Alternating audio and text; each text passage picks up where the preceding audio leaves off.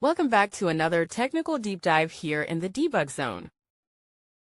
Today we're tackling a big question and breaking it down with us from other users. Hopefully this clears up some misconceptions and helps you get the answer you need. So buckle up, stay a little curious, and let's jump right in.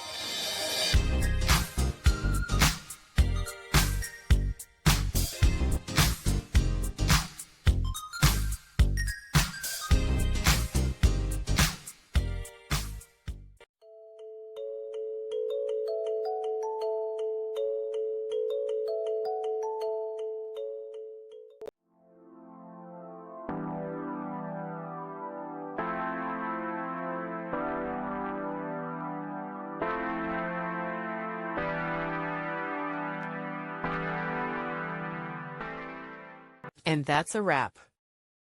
I hope you found the answer you were looking for. If you did, take a second to hit that subscribe button. It really helps out. And let me know in the comments which solution worked best for you. See you next time in the debug zone.